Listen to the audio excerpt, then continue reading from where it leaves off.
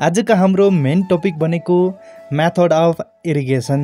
यति भन्दै गर्दाखेरि सिभिल इन्जिनियरिङ फ्याकल्टीका सम्पूर्ण इन्जिनियर सर म्याडमहरूलाई थाहा भइसक्यो होला यो मेथड अफ इरिगेसन आफ्ना लागि कति इम्पोर्टेन्ट छ भनेर। जसलाई इम्पोर्टेन्ट छ उहाँहरूले ध्यान दिएर यो भिडियोलाई अन्तिमसम्म हेर्नुहोला, किनभने यो भिडियोमा म मेथड अफ इरिगेसन सम्बन्धी केही कुराहरू जानकारी दिनेछु। कुछ इस प्रकार से मतलब जो आपको स्क्रीन में दिखाई देगा ना। नेपाली में तो नभनौँ के अरे हिंदी में तो नभनौँ, नेपाली में भनौँला। ल ठीक छ। अब तपाईले यहाँ एक नंबर में देख्न सक्नुहुन्छ बेस्ड ऑन सरफेस। ओके, म मेथड बताउँदैछु इरिगेशन को बेस्ड ऑन सरफेस को आधार में मेथड ए नंबर में, बी नंबर में, सी नंबर में, डी नंबर में पढ्न सक्नुहुनेछ तपाईले मजाले। जस्तै ए नम्बरमा छ फ्लडिङ मेथड, बी नम्बरमा छ फ्लो मेथड, सी नम्बरमा छ कन्ट्रोल फार्मिङ मेथड, डी नम्बरमा छ स्प्रिङ्कलर मेथड। यति भन्दै गर्दाखेरि यति नै हुन् त मेथड भन्ने आउला, यति नै होइनन्, धेरै छन् मेथड। यहाँ आफ्ना भित्रका मेथडभित्रका पनि मेथडहरू छन्। जस्तो कि ए नम्बरमा देख्न सक्नुहुन्छ फ्लडिङ मेथड। फ्लडिङ मेथड दुई प्रकारको छ, वाइल्ड फ्लडिङ र control flooding. Wild flooding method, controlling flooding method अथवा कन्ट्रोलेड फ्लडिङ मेथड, जसरी बुझ्नुहोस् तपाईँ कुरोकानी है त। अनि त्यसपछि के छ भनेपछि जुन यो कन्ट्रोलेड फ्लडिङ मेथड जुन छ त्यसका पनि अझै धेरै मेथडहरू छन्।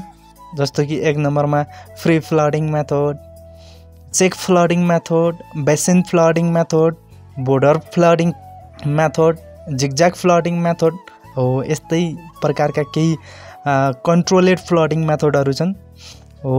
यसरी चाहिँ केही सरफेस बेसमा इरिगेसनका मेथडहरू छन्। र त्यस्तै गरी सब सरफेस बेसमा कुराकानी गर्ने हो भनेपछि आर्टिफिसियल सब सरफेस मेथड, अर्को नेचुरल सब सरफेस मेथड, ड्रिभ अथवा ट्रिकल सब सरफेस मेथड भनेर भन्न सक्छौँ हामी।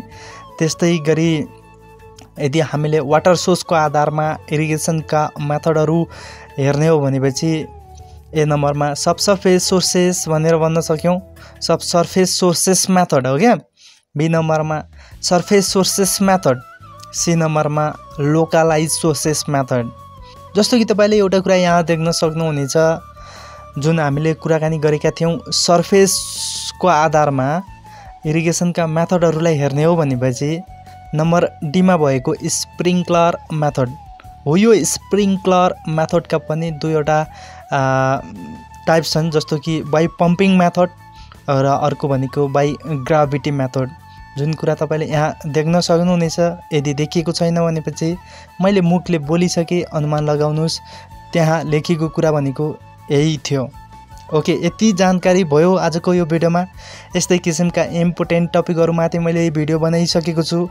डिटेलमा मैले एक्सप्लेन त गरिनँ, तर यो सर्ट भिडियो थियो, सो कारणले गर्दाखेरि मैले तपाईँलाई सर्टली जानकारी दिने प्रयास मात्रै गरेको हुँ। बाँकी कुराकानी च्यानल भिजिट गर्नुहोस्, च्यानलमा धेरै कन्टेन्टहरू पढेका छन् जो कि तपाईँका लागि एकदमै इम्पोर्टेन्ट छन् भन्ने मैले आशा गरेको छु। यति भन्दै नेक्स्ट लेभल कम्पिटिसन युट्युब च्यानलदेखि बिदा माग्न चाहन्छु। अर्को जबरजस्त कन्टेन्टको साथमा उपस्थित हुनेछु। बाई, जय नेपाल।